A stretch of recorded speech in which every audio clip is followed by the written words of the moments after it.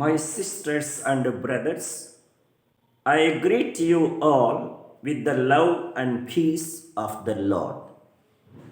I invite you to meditate together with me on the Holy Word of God of 13th January 2022. The focus of our reflection.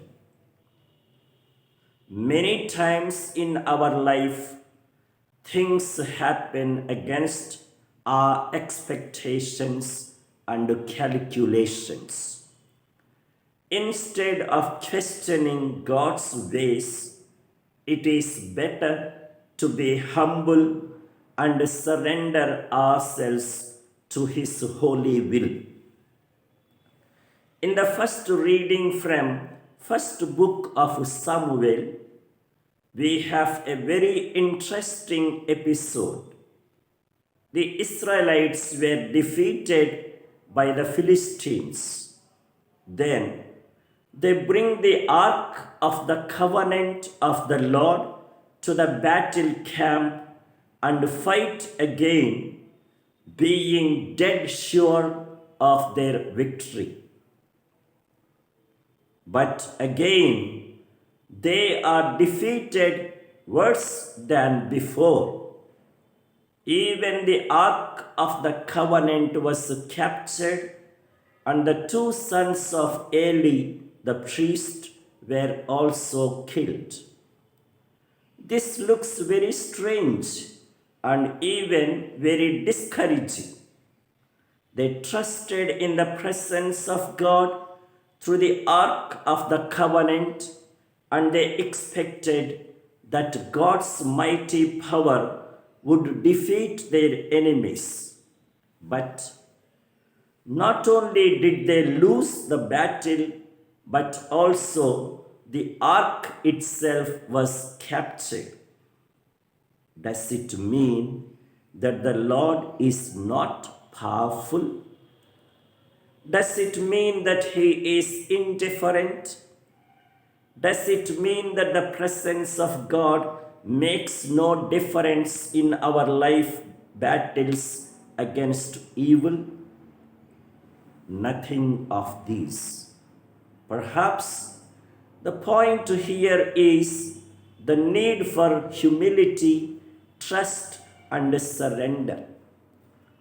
They trusted in the Ark of the Lord, but did they really trust in the Lord of the Ark? They thought that the very physical placement of the Ark in the camp would ensure their victory, while there was no place for God in their hearts or camp.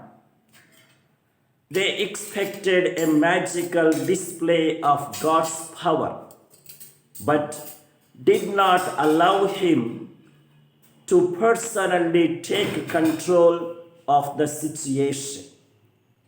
They were not humble enough to plead God. They did not surrender themselves to God for His protection. Rather, they surrendered themselves to the Ark. They gave more importance to the symbol and ignored the Lord symbolized. In contrast, in the Gospel, we have a leper who stands as an example of humility, trust, and surrender.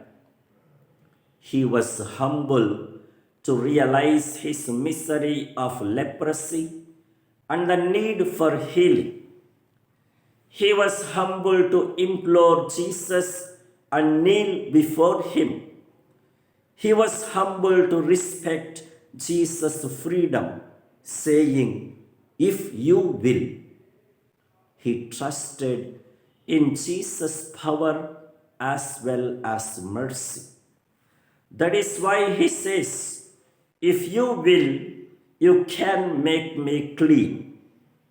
He totally surrendered himself to Jesus' will. Hence, he was rewarded with healing.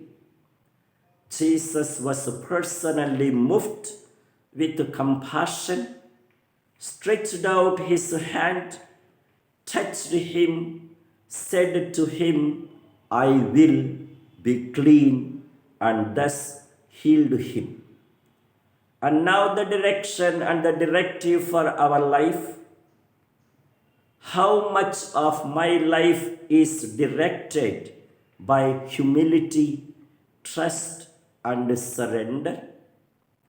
How often do I too expect a magical intervention of God into my life?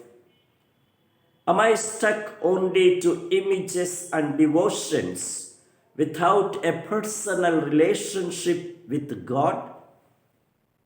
We must remember that having holy things in our possession and dealing habitually with them is no guarantee for protection and success.